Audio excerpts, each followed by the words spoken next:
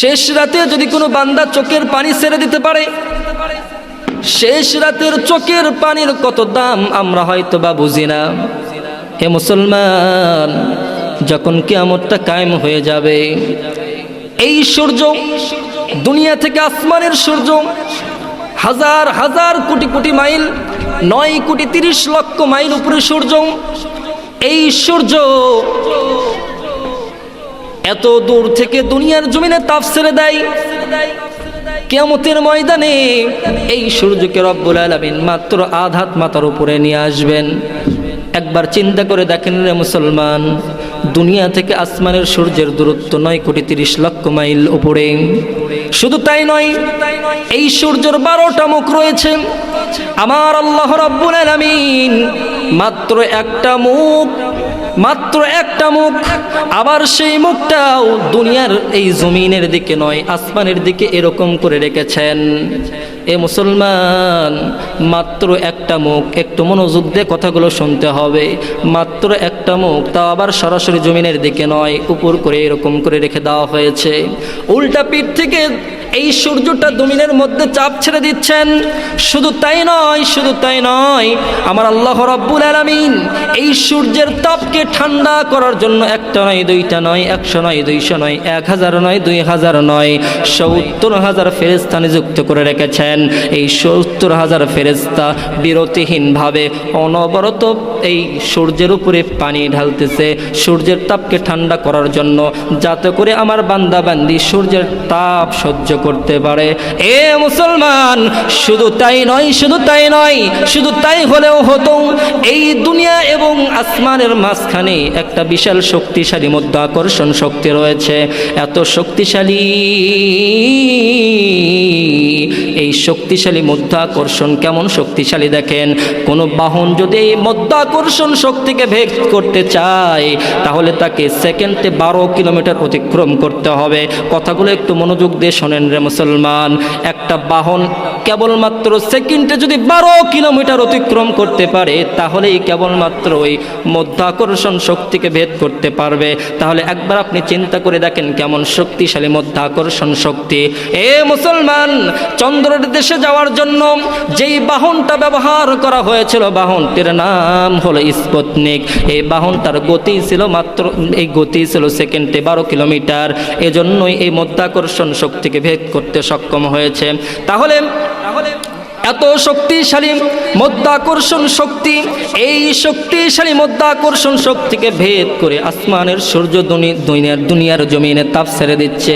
শুধু কি তাই, শুধু কি তাই, আল্লাহ রাব্বুল আলামিন দুনিয়া এবং আসমানের মাঝখানে মাধ্যাকর্ষণ শক্তি বাদেও আরো হাজার হাজার আবরণ দিয়ে রেখেছেন, যাতে করে আমার বান্দা বান্দিগুলো সূর্যের তাপকে সহ্য করতে পারে। এ মুসলমান, এবার আপনি একটু চিন্তা করে দেখেন, এরপরেও এই সূর্যের তাপকে এত প্রোটেকশন দেওয়ার পরেও, এত প্রসেসিং করার পরেও, যখন আমি আপনি ওই কোন রোদের মধ্যে, যখন মাঠের ভিতরে, শহরের ভিতরে হয়তো আপনারা বুঝবেন না, গ্রামের ভিতরে গিয়ে দেখবেন, যখন কোন রোদের ভিতরে মানুষগুলো, কৃষকগুলো মাঠের ভিতরে কাজ করা শুরু করে দেয়, যখন একেবারে ভর দুপুরের রৌদ্র মাথার উপরে পড়ে যায়, এ মুসলমান কোনো ছায়া নাই, সরাসরি যখন মাথার উপরে রোদের তাপটা পড়ে যায়, এই মানুষটা কোথায় এক গ্লাস ঠান্ডা পানি পাবে খুঁজতে থাকে, এই মানুষটা কোথায় এক টুকরো গাছের ছায়া পাবে খুঁজতে থাকে। এ মুসলমান, এই এত দূর থেকে সূর্য দুনিয়ার জমিনে তাপ ছেড়ে দিচ্ছে। শুধু তাই নয়, 70,000 ফেরেশতা বিরতিহীনভাবে, খাওয়া নাই, ঘুম নাই, বিরতিহীনভাবে এই পানি, ফেরেশতাগুলো পানি ঢালতেছে। শুধু তাই নয়, এত শক্তিশালী মাধ্যাকর্ষণ শক্তি ভেদ করে এত দূর থেকে 12টা মুখ নয়, একটা মুখ, তাও আবার উপরের দিকে করা, সরাসরি জমিনের দিকে নয়। এরপরেও যখন আমি আপনি রোদের মধ্যে কাজ করি, এই ভর দুপুরের রোদ আমরা সহ্য করতে পারি না। এ মুসলমান, এবার একটু চিন্তা করে দেখেন, যখন রব্বুল আলামিন কিয়ামত কায়েম করে দেবেন, এ 9,30,00,000 মাইল উপরের সূর্য মাত্র আধাত মাথার উপরে নিয়ে নিয়ে আসবেন। কয় হাত বললাম? মাত্র আধ হাত মাথার উপরে। দুনিয়া থেকে 9,30,00,000 মাইল উপরে সূর্য। এত প্রসেসিং। এই সূর্যটাকে কিয়ামতের ময়দানে মাত্র আধ হাত। একটু কল্পনা করেন, চিন্তা করেন, এই আধ হাত মাথার উপরে। শুধু কি তাই, আধ হাত মাথার উপরে সূর্যটা চলে আসলো। এরপরে রব্বুল আলামিন বলবেন বান্দা, এরপরে রব্বুল আলামিন সূর্যকে ডেকে ডেকে বলবেন, সূর্য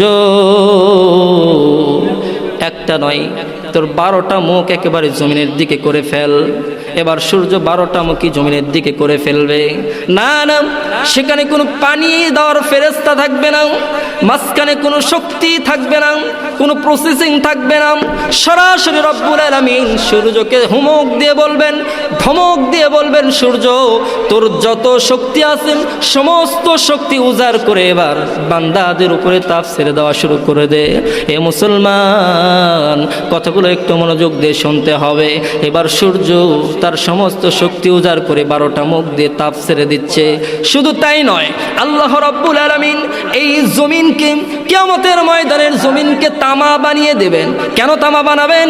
তামার সিফত হলো, আল্লাহ রাব্বুল আলামিন কিয়ামতের ময়দানে জমিনকে মাটি বানাবেন না, কিয়ামতের ময়দানে জমিনকে লোহাও বানাবেন না। কেন বানাবেন না? কারণ জমিনের এক সাইডে যদি তাপ লাগানো হয়, অপর সাইডে, মাটির অপর সাইডে কোশ্চিন কালেও গরম হবে না। মাটির এক সাইডে তাপ লাগাইলে অপর সাইডে কোশ্চিন কালেও গরম হয় না। লোহার এক সাইডে যদি তাপ লাগানো হয়, অপর সাইডে গরম হতে দেরি হয়। কিন্তু তামা এমন একটা ধাতু, এমন একটি পদার্থ, তামার এক সাইডে যদি তাপ লাগানো হয়, অপর সাইডে মুহূর্তের মধ্যে গরম হয়ে যায়। এই জন্যই তো রব্বুল আলামিন কিয়ামতের ময়দানে সূর্যকে এত শক্তি দেবেন। এ মুসলমান, দুনিয়া এই কিয়ামতের ময়দানকে তামা বানিয়ে দেবেন। এই কিয়ামতের ময়দানে জমিনটা তামা হয়ে যাবে। সূর্য মাত্র আধাত উপর থেকে তাপ দেওয়া শুরু করে দিবেন। মানুষগুলো পাগল পাড়া হয়ে যাবে, মানুষগুলো পাগল পাড়া হয়ে যাবে। কেউ হাঁটু পর্যন্ত, কেউ মাজা পর্যন্ত, কেউ গলা পর্যন্ত, কেউ পুরাটাই নিজের ঘামের মধ্যে হাবুডুবু খাইতে থাকবে। একবার চিন্তা করে দেখো রে মুসলমান, কল্পনার সাগরে ভেসে দাও। এ মানুষগুলো নিজের ঘামের মধ্যে হাবুডুবু খাইতে থাকবে, মানুষগুলো নিজের ঘামের মধ্যে হাবুডুবু খাইতে থাকবে। শুধু তাই নয়, শুধু তাই নয়, শুধু তাই নয়, রব্বুল আলামিন জাহান্নামকে ওদিক থেকে ছেড়ে দেবেন। জাহান্নাম মানুষের দিকে হুঙ্কার দিয়ে আসতে থাকবে। এ মুসলমান, এই জাহান্নামের অবস্থাটা কেমন?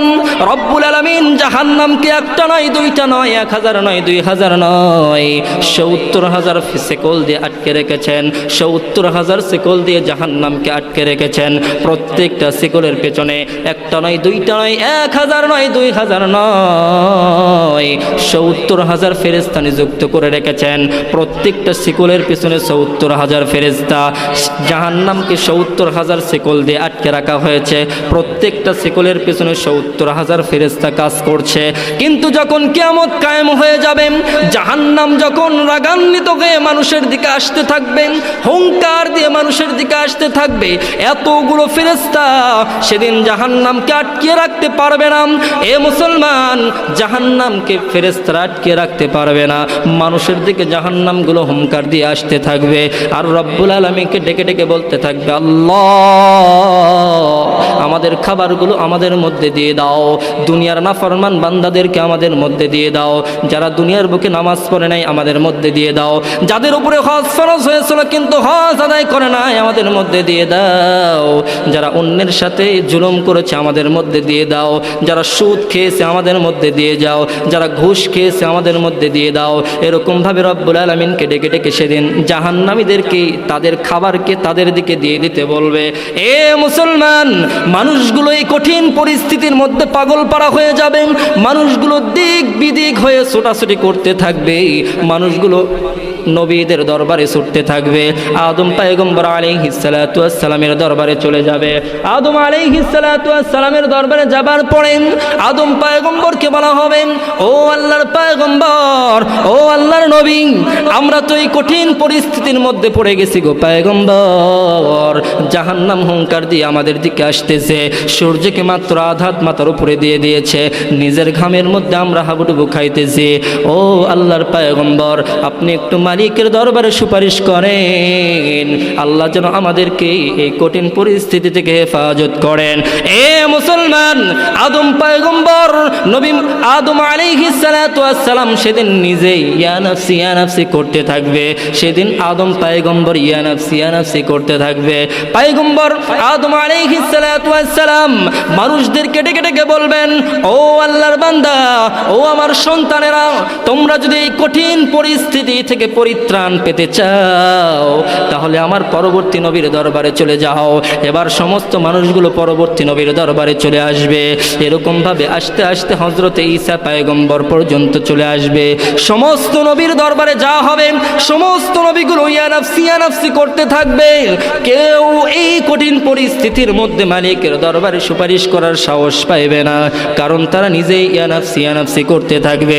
যখন ঈসা পয়গম্বরের দরবারে আসা হবে, ঈসা পয়গম্বরের দরবারে যখন আসা হবে, পয়গম্বর ঈসা আলাইহিস সালাতু ওয়াস সালামকে বলা হবে, ও আল্লাহর পয়গম্বর, জাহান্নাম আমাদের দিকে হুঙ্কার দিয়ে আসতেছে এবং সূর্য মাত্র আধাত মাথার উপর থেকে তাপ ছেড়ে দিচ্ছে গো পয়গম্বর, আপনি একটু আল্লাহর দরবারে দোয়া করেন, আল্লাহ তাআলা যেন আমাদেরকে এই কঠিন পরিস্থিতি থেকে পরিত্রাণ দান করেন।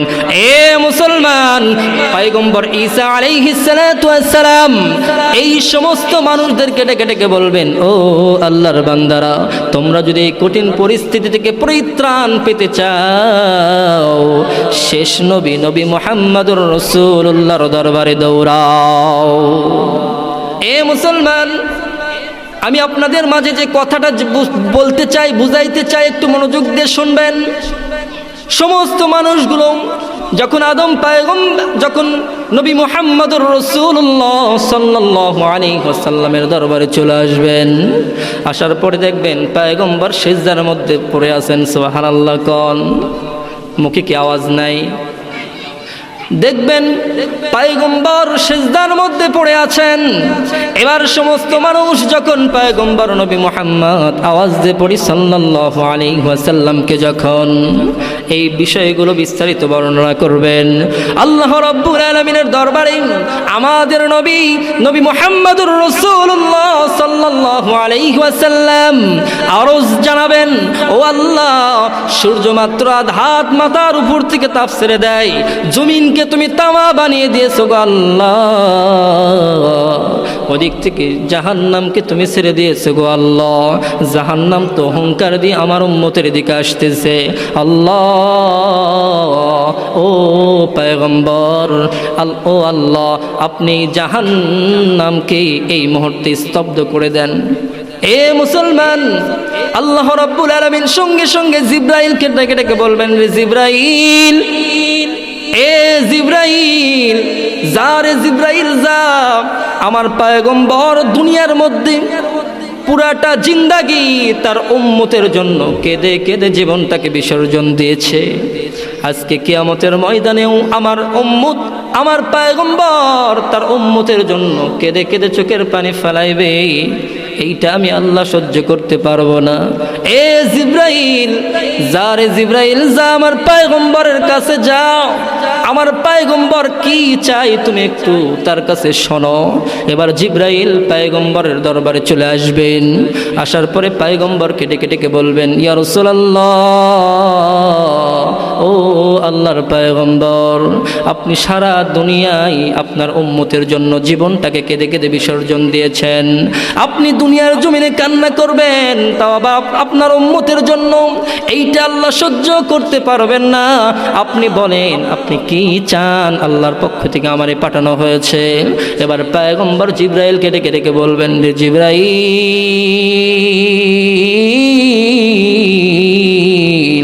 তুমি কি দেখতে পাও না জাহান্নাম আমার উম্মতের দিকে হুঙ্কার দিয়ে আসতেছে? আল্লাহ রাব্বুল আলামিন মাত্র আধাত মাথার উপরে সূর্যটাকে নিয়ে এসেছে, 12টা মুখ সমস্ত শক্তি উজাড় করে সূর্য তাপ ছেড়ে দিচ্ছে, আমার উম্মতগুলো নিজের ঘামের মধ্যে হাবুডুবু খাচ্ছে। এ জিবরাইল, তুমি কি দেখতে পাও না জাহান্নাম আমার উম্মতের দিকে আসতেছে?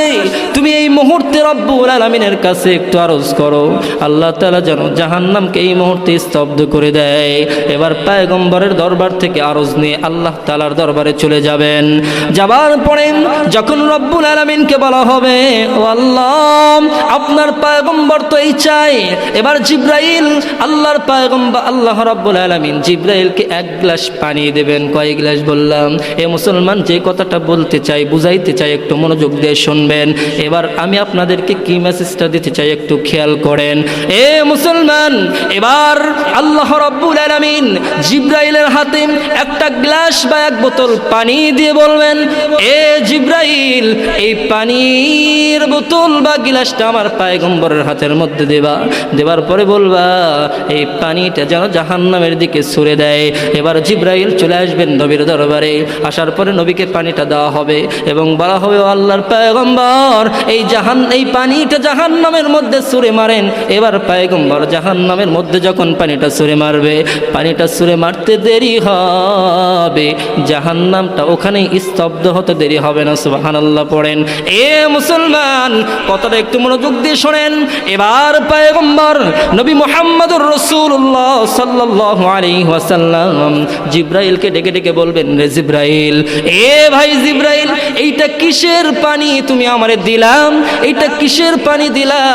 এতটুকু পানির এত শক্তি, এতটুকু পানির এত শক্তি রে জিবরাইল, জাহান্নামের দিকে ছুঁড়ে মারার সঙ্গে সঙ্গে জাহান্নামটা ওখানে স্তব্ধ হয়ে গেল।